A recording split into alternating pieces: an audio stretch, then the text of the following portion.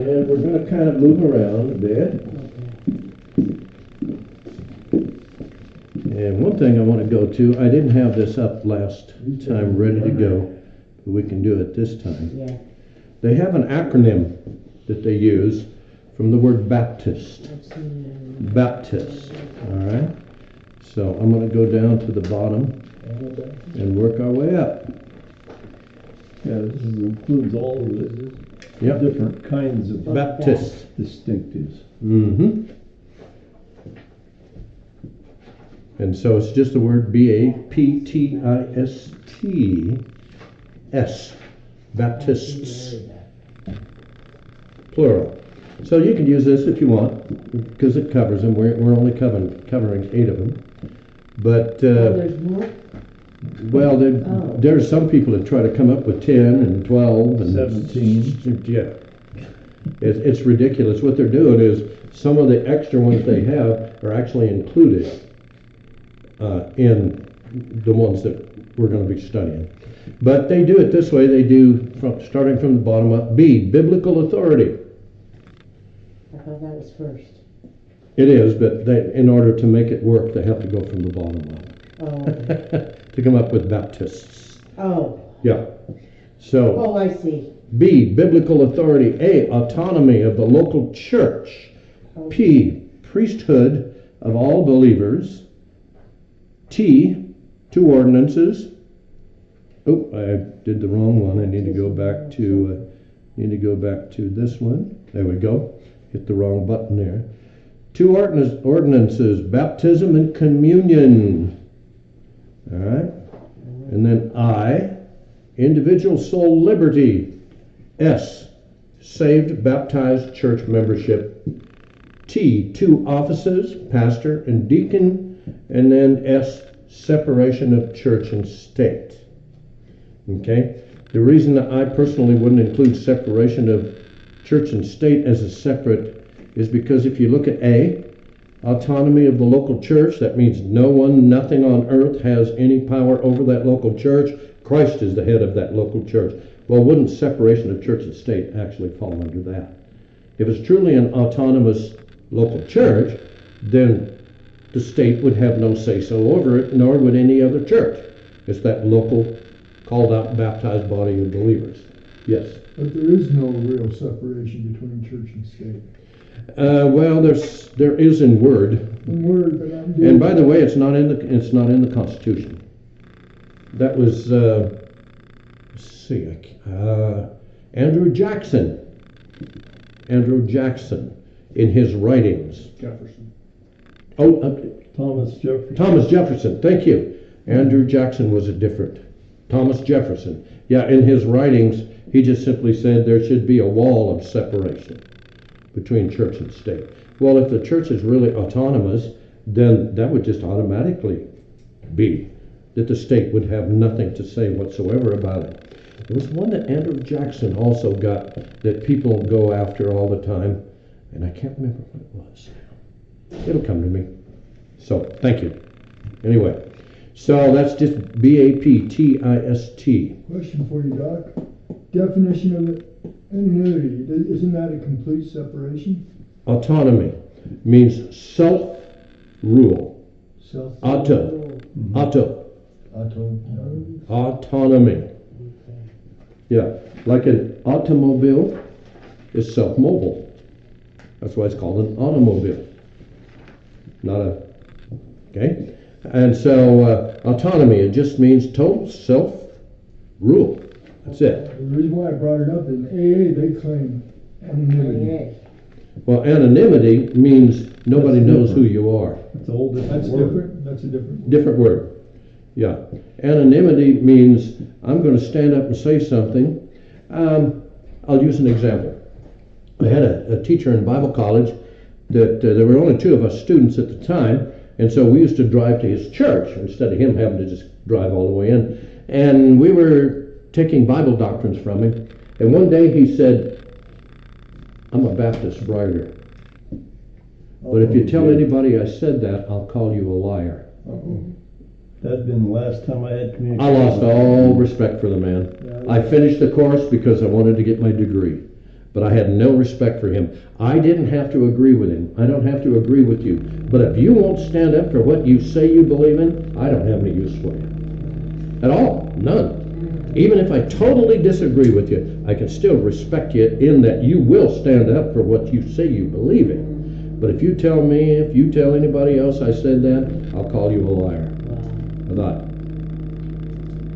I wouldn't even want to be a member of his church, personally. I mean, because I couldn't trust What kind of him. an idiot would even say that? Yeah, I know. I don't. If he'd have said, I'm a Baptist writer, if he didn't want us to let anybody know he was, then why did he tell us in the first place? Shouldn't have even said it. No, he shouldn't have even brought it up. That's something to This be is a ashamed believer, of. this is a preacher?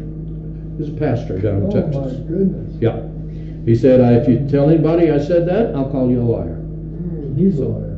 All right? That's on anonymity. He wanted anonymity. Didn't want anybody to know that he believed that.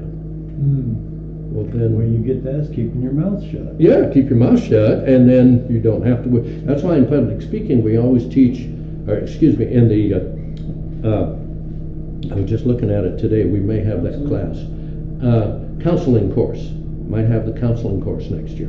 I'm going through a list, trying to figure out what we're going to have next year. Still got the- If you are counseling someone, never tell them anything about yourself personally that you don't care, unless you don't care if the whole world knows it. Otherwise, just don't tell them. Well, because they're not going to tell anybody.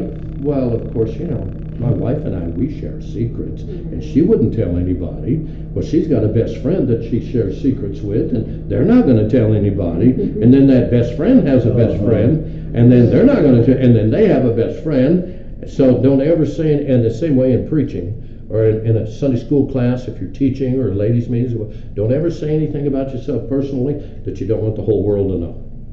Because the devil will make sure the whole world knows about it. Right. Yeah. I had one guy up in Ogden tell me, you should never mention what you did in your past. You're the pastor of the church. You should never tell him. I said, if I tell him, I don't have to worry about the devil bringing that up later from somebody else and say, well, what were you trying to hide? I didn't hide anything. They already knew it. Yeah. So, but yeah, don't ever say anything as a teacher or a preacher that you don't want the whole world to know. So you're telling Because me the don't devil will go- make sure it gets around. So are you telling me not to go to my pastor and tell him my problems? No, I'm just saying the pastor is not to say anything back to you about themselves personally that they don't want the whole world to know.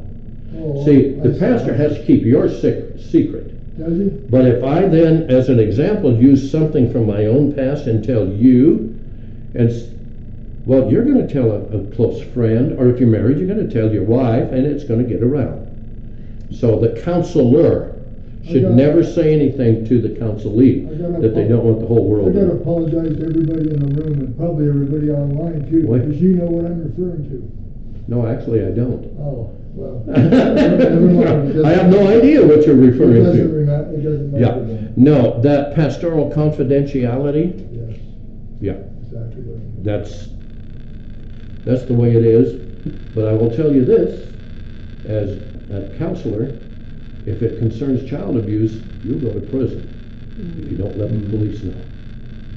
As a matter of fact, as a pastor, your moral duty is to let the police know. That's not just your legal duty, that's your moral duty. The same way with spousal abuse. Same way with spousal abuse. No, your moral duty is to make sure she is not harmed. Period. Now, I know the Catholics believe that, that they won't tell anybody anything, but there's a lot of them that are facing some legal problems because they didn't do what should have been their moral duty to begin with. Not to mention their legal duty. Okay, so Baptist distinctives, Baptists. Biblical authority, autonomy of the local church, priesthood of all believers. 2 ordinances, individual soul liberty, we would call that free will. That individual soul liberty, I personally have seen that abused during COVID. I saw it abused during COVID. That's because people use liberty for an excuse. Yep. So, anyway, they said, oh no, it's up to them. Well, now wait a minute. What about the safety of the other person? Individual soul liberty, I can actually use that for anything I want. You know, my soul tells me I got the right to shoot you right between the eyes. Well, I mean, really, if it's carried to an extreme, wouldn't it be? If my soul tells me it's okay to shoot you, then I have the right to do that. Why? Because I have individual soul liberty. That's flesh. But it's abused because they don't go to the other verse that says you are to put the welfare of others before your own. That's a biblical precept too. That means there are limits to individual soul liberty. Your right to swing at me ends at the point of my nose. That's where it ends. You no longer have a right to carry it out. You have a right to swing, but that right to swing at me ends at the point of my nose, where it contacts my body or any other part of the body. So you could corrupt any of these. Anything carried to an extreme becomes destructive. Anything. I talked to someone the other day. They said, "What about love?" I said, because love carried to an extreme becomes destructive because it becomes enabling. You're not helping that person. You say you love them, but you're not helping them. Why? Because you're enabling them to continue in their sin. Anything carried to an extreme becomes destructive. Hate can be used properly. I hate my sin. That's a proper use of hate. Right. All right? Moderation. But I hate you. No, that's an improper use of That hate. ain't nice. No, because God's hate always is leading to reconciliation. He's testing But everything God gives us, we mess up. So what do we do with hate? We want retribution. We want retribution. I'm gonna get even. You throw a rock at me, I'm gonna drop a boulder on you. Yeah. That's flesh. Okay? And that's why arguments start. You insult me, and I got to insult you bigger and louder. And then you got to insult me bigger and louder. It just escalates. So any of these could be misused. But I just wanted to put that up there because that's just a famous old acronym. Okay, so let's go back here to this page. Introduction. And I finally got this fixed so I can go to one half. Or even I can see it. Introduction. Baptist distinctives are fast becoming a lost commodity even among Baptist churches and mission boards. Of course, everyone is Baptistic. But few are Baptist. Even if something carries the name Baptist, no one knows what Baptist distinctives are. That's why we have this class. Because I don't think that most of the people in our church know what the Baptist distinctives are. Well, we're Baptists. We baptize. That's about it. That's about what the average member knows. We baptize. We don't baptize babies. And we baptize by emergence. They'll concentrate on maybe one thing. All right? And we know the Bible is the authority. And that's about it. But we don't know why. But we don't know why. But we don't know why, yeah. Even if something carries the name Baptist, no one knows what Baptist distinctives are. The truth is important, some say, but not the label. That's why I always teach, if you're going to go up, your label's going to fall off. If you go down, your label's going to burn off. But while you're here, it's supposed to mean something. That's what labels are for. If I see something labeled belladonna, I'm not going to make tea out of it. Oh, come on. Or hemlock. Hemlock. That was a famous poison. Even back Socrates. Because he was someone important. He ate it himself, didn't he? Well, they were going to execute him. But if you were someone important, you were given the right to commit suicide. To take place of that execution. So he drank hemlock. Instead of public humiliation. Yeah. The Japanese used to do the same thing. You had the right to commit harikari. And it wasn't just stabbing yourself. It was disemboweling yourself. But only if you were allowed to do that by the shogun, who was the supreme ruler, or who happened to be the local ruler. He could give you that option, but it was up to him. The samurai had the power of life and death. They could cut your head off anytime they wanted. They could execute you. The only one that had the power over them was the local warlord, and the only one that had the power over the local warlord was the shogun. He was the general ruler of Japan. Okay, and so so the label meant something. If I came up and you knew I was a samurai, you were going to be real careful how you talk to me. Period. Because I didn't have to have a reason. I didn't even have to give an account to anybody. Once I was made a samurai, I had the right of life and death over you. Whoa. Nobody questioned it. All right? So a label does mean something. Hemlock. Belladonna. I'm not going to make tea out of belladonna. Well, why not? It probably might be tasty. I don't know. It's got pretty red berries on it. Yeah. Pretty blue blossom. It looks nice. Yeah, all right. Pretty plant. But that label does mean something. And so as far as going up to heaven, your label's going to burn off. Whether you call yourself a Baptist or something else, it's going to fall off. Thank you. If you're going down, it's going to burn off. I was trying to listen to him at the same time. If you're going down, it's going to burn off? Yeah. They put Moses in the ark. Now, if you're going to go up, it's going to fall off. If you're going to go down, it's going to burn off. But while it's here, Baptist is supposed to mean something. But if you don't know what it means, then we got a problem. Yes. So I want to add to that. Go ahead.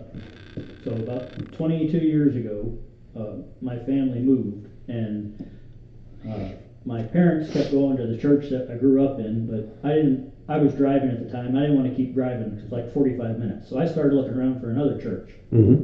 Started attending Baptist churches.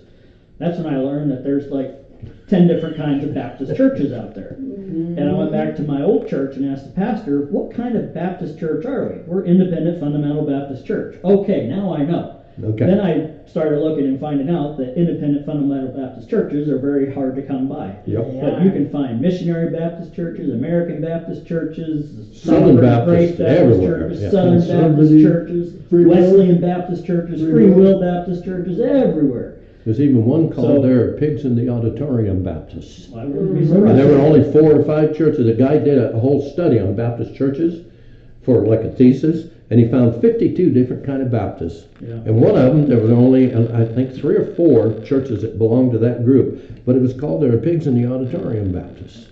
I eventually It was found back in the hills. an Independent Fundamental Baptist church. That was Oh, you did? close. Amen. And They're rare. and so forth. But Remember yeah, something, all them independent fundamental Baptist churches are not created equal. And even Not they're any- not created not equal. anymore. They're all Yeah. different. They're all Not different. anymore. Even they're not. Changes. So, but just to throw that out there, there's more to it than just the Baptist label. There's Yeah. more to it. Yeah, you need to know what it's supposed to mean. Yep. Yeah, Start somewhere. there are independent Baptist churches now that are going NIV. Yep.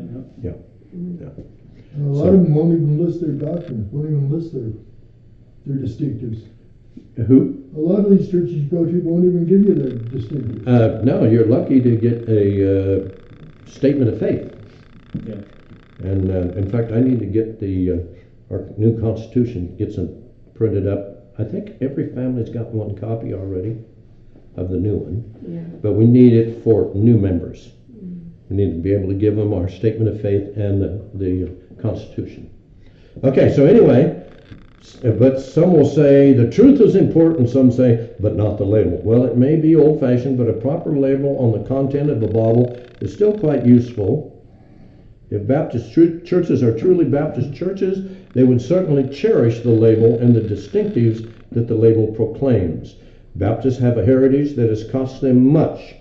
This heritage should not be held lightly. No. Church planting is the concern of missions. Do American or any churches treasure Baptist distinctives, and are they planting Baptist churches through their mission programs? Yeah, that's a good question. A lot of them are completely eliminating missions programs. A lot of Baptist churches have never met their missionaries, ever. Southern Baptist missionaries are sent out through the mission board, Yeah. and each church sends support to the mission board.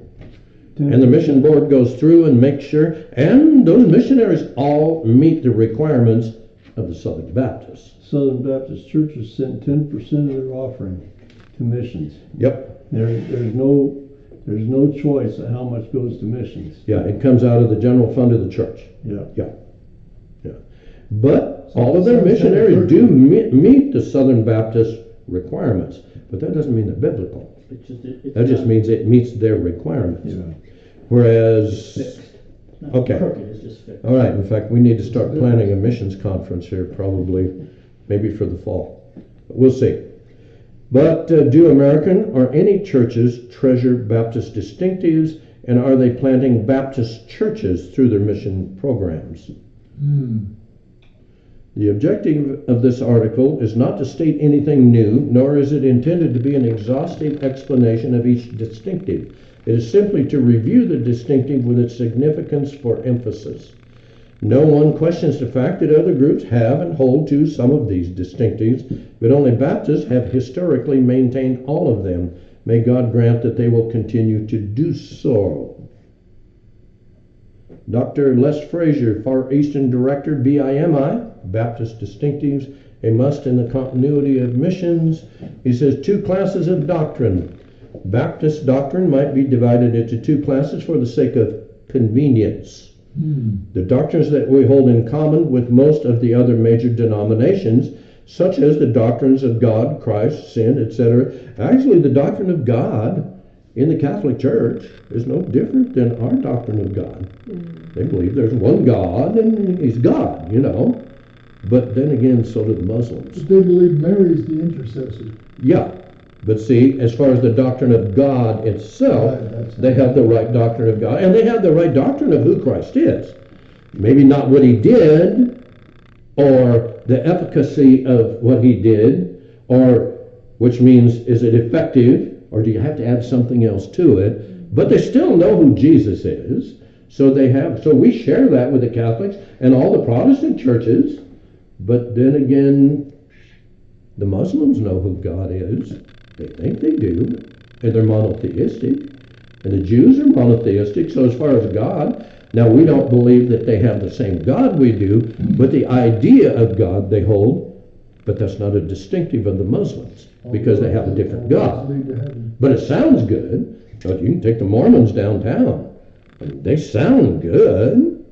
I know, because I've been reading some of their stuff just recently, a little bit of it, and That Jehovah's Witness stuff sounds good too. oh yeah, sounds good. I heard a Baptist several months ago at an interfaith meeting.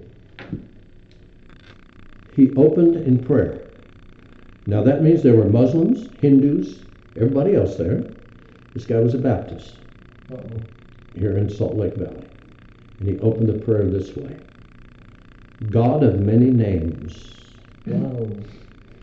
Oh, So he didn't want to offend anybody. Why don't you just say, hey, you? Yeah, hey you. But that's what he did. So just because they call themselves Baptists doesn't mean they hold the same distinctives that we do. All right? But I know why it was done. It was because he didn't want to offend any of the Muslims or any of the Hindus or anybody else. So Is this man a preacher? He's a pastor in the valley. Great. Yeah. There are quite a few Baptist churches in the valley. But I only know of 2 independent Baptist churches. There used to be 4. One of them is gone. I'd almost bet you I know who that pastor was. And the other Baptist church was in Clearfield. It's gone. It was an independent Baptist church. This guy was not an independent Baptist, by the way. Pastor Tim Henderson? The lady? No, the one that's gone? no. There was another church. It was going for about 6 months, and the guy started taking cocaine in Bible college so he could work in construction and go to Bible college full time, and then he started a church Nice. here in the Church. valley. Yeah, independent Baptist church. Lasted about 6 months, maybe a year max. This was years ago. Right, this was years back. But it doesn't matter. I'm just saying, not all Baptists are the same, and not all independent Baptists are the same. Now, the one that opened with God of many colors, yeah, that's what you might as well say. God of many names. God of many names. Well, I had a picture flashing in my mind of, I think it was Time magazine, had a cover of about 50 different pictures of Jesus. I've seen that. Yeah, the Japanese, he looked Japanese. The Arabians, he looked Arabian. Native Americans, he looked Native American. The white people, he looked white. The Hispanics, he looked Hispanic. It was about 50 different ones, and it was really an interesting article. But every culture pictures Jesus as someone of their own culture. Not just every race, every culture, as well as every country. So anyway, and so we do share doctrines with many of the Protestant churches and many of the mainline churches. We share a general concept of God as monotheistic. Like I said, we even share that with the Muslims. They believe there's one God, and He's revealed in the Old Testament. They do. The Muslims believe in Jesus. Yeah, he is. He was a prophet. He's in the Quran. Prophet and teacher. He's a Quran. He's a All prophet. Christmas stories in the Quran. Huh? The Christmas stories in the Quran. Yeah. I heard a Muslim say something the other day, and it was about how peaceful that Islam is, and it's something I taught the class, a class, when I took them to the Atheists of Utah meeting. I said, your job is to sit and listen and learn, not to jump up on a chair and tell them you all go to hell, you're going to turn or burn. Pass out tracts? Oh yeah, we did that. I said, you don't walk into the bear's cave with a baseball bat, whack him in the head, and tell him you're hunting bear. It's just not a smart idea. You could do that. You can do it, but it's not a smart idea. All right? And so I did not ask the guy, would you explain the concept of jihad from the Quran? That wouldn't have been a good thing to say. No. That's walking into the bear's cave, smacking him in the head with a baseball bat, telling him I'm hunting bear. So I thought it'd be another time, another place. I'll get a chance to give him one of these days. Oh, I gave my last one away the other day. I handed out a whole bunch of them when I was at the eye doctor, and then we went to the neurologist. We went to a survey. I handed out the last one, so I got to remember to reload my gun. Doesn't do any good if you don't have ammo. So, but what he was saying, two classes for the sake of convenience, the doctrines that we hold in common with most of the other major denominations, such as the doctrines of God, Christ, sin, etc. So I was just expanding that to say, as far as something like the concept of monotheism, one God, we share that with the Muslims too, you know. And actually, we do, but we don't share it with the Hindus. The Hindus believe God is the universe. But they're not monotheistic, because it's been said, I've heard some say that the Hindus have 3,000 gods, but there's an old saying they have 30 million gods. Because every family and every town and every area has their own gods that they worship fire, they worship everything else. And so, but as far as monotheistic, the idea of monotheism, that there's only one God, well, we share that with the Jews and with the Muslims, all right? And we share it also with some of the pagan religions that really believe there's only one God, but He manifests Himself in many forms. That's what Hinduism believes. So, but as far as the major denominations, the doctrines of God, Christ, sin, etc., would be in one class. We share the ideas of those particular doctrines with most of the, if not all of the mainline denominations. He calls them major denominations. The other class would be the doctrines that we hold as our distinctives. That's from A Brief History of the Baptists by Edward H. Overby, page 10. Now you got to realize when they give page numbers, that means of that particular edition. There may have been 15 editions by now of that book. We don't know. Well, we even found that in the King James Bible class. Did you read that book, Doc? No, I have not. No. I've heard of Overby. I've heard of him. But I haven't, I might check that one out, because we do need a Baptist history class. We do. We're covering the Baptist history, that additional doing Bible study. Yeah, the additional reading that you're doing. The reason I'm giving you a credit for that, it's going to take you at least 8 hours to read that book. At least. Longer than that, longer than that. About 30. Well, I know, but I say, the reason I say at least 8 hours is because one college credit is generally for 1 quarter, which is 8 lessons of 1 hour, 55 minutes to 1 hour lecture each. So it's well worth 1 credit. It's going to take you a lot more than 8 hours to read it. Oh, So yeah. we need a Baptist history. I think we should have a Baptist history. We have one based on the Trail of Blood, but the Trail of Blood is stretched a little thin in spots.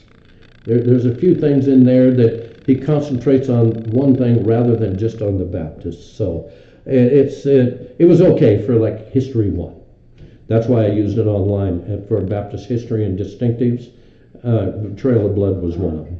All right, and the Baptist distinctives textbook I wanted to use, we cannot use online because it's copyrighted, and I don't have permission to use it. I could buy it and we could use it here, but for online, one of the basic tenets that when I started that online college was all the textbooks had to be free. All right. Okay, so, but that was a brief history of the Baptist. Edward H. Overby, page 10 of that particular edition that he was using. Definition from Webster's Dictionary: distinctive, marking or indicating distinction or difference. Baptist distinctives are the fundamental beliefs or marks that separate fundamental Baptists from other religious groups. I know independent Baptist churches that will not use the word fundamental anymore. Yeah. They won't use it. Well, because who took down the Twin Towers? Muslim fundamentalists. Jihad. Yeah, it was jihad.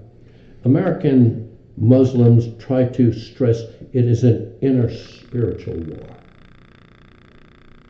I say it proudly. Pardon? I say it proudly. Independent fundamental Baptist. Yeah, I do too. But I know of fundamental Baptists personally that teach their staff don't use the term fundamental anymore. A lot of them tell them don't use the term Baptist anymore. They're taking Baptist Actually, the out of one up in Ogden took the name Baptist off the church. I say, just tell them to quit using it. If they don't want to, Your old be church? independent fundamental Baptists, quit using the name Baptist. Yeah. You don't like Americans enough? And I used to get upset when Baptists would take the name Baptist off their churches for a few years. Then after that, I realized I'm glad they did. Yeah. Yeah. Was it your old church in Ogden? Oh, they took the name Baptist off? No. That turned into a totally Hispanic. Yeah, but it's Iglesia Biblica Bautista. So, church. Bible Baptist Church of Ogden. Right. But it's Hispanic now. No, it was another, it wasn't an independent Baptist church. I believe it was American Baptist up in Ogden. Wasn't Berean Baptist, was it? No, they're independent. Oh, okay. Fundamental. I believe they still are. I haven't talked to, well, their preacher drowned a few years ago. Got caught in a riptide. The one in Salt Lake? No, the one up in Ogden. Oh, Yeah, he got caught in a riptide. They were on vacation. He got caught in a riptide and drowned. And so they had a new pastor. That was probably 10 years ago, probably. But as far as I know, I haven't talked to the new pastor. As far as I know, they're still independent Baptists. Hope so. Yeah, that's Berean. I believe. Yeah, Berean. Yeah. So, in fact, this church had the church bus. That blue bus Yeah. used to belong to It's Berean. theirs, yeah. Yeah. So anyway, Baptist distinctives are the distinguishing marks. Say those two words close together real quick. Here we go again. Baptist distinctives are the distinguishing marks of real New Testament churches that are scriptural and historic in doctrine and practice. In fact, I know one guy that produces a newspaper, and he won't use the term fundamental. He says we need to call ourselves historic Baptists. Historic. That's it.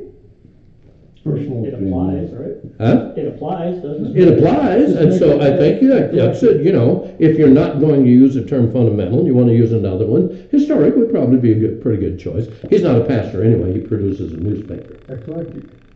So, the distinguishing marks of real New Testament churches that are scriptural and historic in doctrine and practice. So, I remember what I had to do now. I had to go to the other side of the page. Yep. And go up. It's There on we the go. right side now. Okay. But I need to go all the way up to the top. There we go. And go up for me. Yeah, all it does is it gives you a list. Okay, there are 8 distinctives. The Bible, our only source for faith and practice, but I said we had to amend that. The New Testament is our only source for faith and practice because we're talking about churches, Baptist churches. Now, the whole Bible, of course, is profitable for doctrine, for reproof, for correction, for instruction. Okay, you remember Darcy? Some of you that were in my earlier classes, I knew a gal when I was a teenager. Her name was Darcy. So I have to play games for my old brain cells. D-R-C-Y. D-R-C-I, I mean. Yes, I can't even spell. Profitable for doctrine, for reproof, for instruction, for correction. Now I can't do it. That's all right. So you're doing the ridiculous association? Yeah. Correction, instruction, and righteousness. Correction and thank you. D-R-C-I, for doctrine, for reproof, for correction, for instruction in righteousness, that the man of God may be perfect, Really furnished unto all good work. Good job, Joe, you got it. I got it. You didn't get tricked. Amen. So it is profitable 3 times profitable tonight. for doctrine, for reproof, for correction, for instruction in righteousness. D-R-C-I. That the man of God, anthropos, means human being, man or woman, that the man of God may be perfect, truly furnished unto all good works. And then number 2, a regenerated church membership. That means you got to be saved. Yeah. 3, believers' baptism by immersion. 4, a separated church. 5, the priesthood of the believer. 6, the autonomy of the local church. 7, the church has only 2 ordinances. 8, the equality of ministers. Baptist distinctives. Some of these Baptist distinctives are held by other denominations, but only Baptists hold them all in the way we interpret them. Our distinctives might be stated briefly as follows, and so we're not going to go through them again because it's just different ways of saying the same thing. So does anybody have any question about your homework? 8 paragraphs. 8 paragraphs, 1 on each of the distinctives. Paragraphs can be small or big. It's up to you. I have one question. When's it due? Yeah. They are due the last class. You have from now, we've got 3 more weeks. Yeah, 3 more weeks. Yeah, to have them done. All right. Because we're not going to get all the way through this. But you have to, of course, obviously you have to have read the whole text or you're not going to be able to write your paragraphs. All right? But I'm just going to go back over to this one here briefly for a moment. Plus a scripture that matches. Come on, open up for me there. There it is. So that's that acronym. You don't need to memorize it, but I just want you to understand that there is a way to help. Brother Spillman and I were talking here a few weeks ago about the government and how they love acronyms. You got to, well, what department? Well, it's the BABDTDR. Okay, wonderful. What is that? But the other thing is you're required to know what they are, aren't you? I worked for a company that actually gave us a book of all acronyms because there were so many. Yeah. Oh yeah, you could almost make a whole volume, out of the acronyms now. That's why English is the language of the world, because it's so diversified. It covers everything, and about 99% of what's in the dictionary are words you probably never use in your life because they pertain to some specialty over here and some specialty over there. When I told the neurologist that stroke I had actually made my handwriting about 50% better. Oh, wow. It did. Ask him what my handwriting looks like. Neurologists tell you that too. They told me the same thing when I had my stroke. It'll enhance a lot of your. Yeah, well, but it messed up my timing for the music. So somewhere those two are connected in my brain. All right. But when I told the neurologist, he said, "Really, an improvement?" I said, "Yeah, probably 50%." He said, "I think we need to start prescribing that for all of the doctors." And he's a doctor, but that's what he said. He just laughed and he said, "I think we need to start prescribing that. All the doctors need to have a stroke in that particular part." He didn't say that particular part, but it did. It just somehow. I've never had fine motor skills. Never. My handwriting has always been. And when I went to school, I already knew how to write my name. Wow. Terry. Okay? And my teacher said, "Oh no, you got to use your right hand." I said, "Well, no, I always use this hand." You're left-handed. Terry. Okay. "Oh no, you got to use your right hand." I said, "Okay, I'll use my right hand."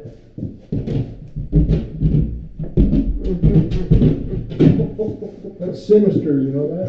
It's not. It's easy. For me, it's easy. The lefty's called the sinister. It's your sinister side. It's the sinister side going backwards. These are called sinisters. And another thing, when we went up for that survey that we did at the cognitive laboratory up at the U, they said that the big thing years back was the rock and roll records always, if you played them backwards, had satanic messages in them. They said that was a bunch of baloney. There wasn't one of them had anything in them. Because they went through, they did them. I mean, this person, in order to earn that degree, would have particular research they were going to do, and they said there was nothing in those. And I listened to, I had a real nice T-act that I could play backwards. I never heard anything in fact, I very seldom even heard a word. You're not going to get the same thing playing vinyl and a tape backwards. You're not. You're talking about the vinyl media and the way it's cut. It's not even close. No, but it's supposed to be the words that you hear were supposed to be backwards. But you're not going to. It's not going to do the same thing. Yeah, because the other one I know is grooved in. Yeah, they're completely But different. they said no, it was another. So conspiracy theories are nothing new. They're nothing new. They existed at the time of Christ. Yeah, there were conspiracy theories back then. Ever since Christ was resurrected, Right. there's been the conspiracy theory that they broke into the tomb and stole his body away. Another conspiracy theory was he was not virgin born. He was actually the bastard child of Mary and a Roman soldier that raped her. Oh, man. Oh yeah, those theories have been around since Christ was conceived and since the. And what was the sleep theory or deep? Oh yeah, the whatever? swoon. Can't remember what it was. Yeah, when he died on the cross, he didn't really die. He swooned, which means he fainted. Well, you know, if a soldier took a spear and stuck it up through my heart and through into the lung, I'd probably swoon too. Right. Pretty good. So conspiracy theories are nothing new, but that was one of them. Was that you play it backwards, you got subliminal messages. Oh, the one that was true, though, was Hollywood in the theaters. 29.7 frames per second. 30 is the number they usually use, but it's actually more like 29.7. There'd be a frame of a delicious bag of popcorn. Drinks. One frame. And then another frame of Coca-Cola. And you couldn't see them. I mean, they were just too fast. And so, but then they actually did that.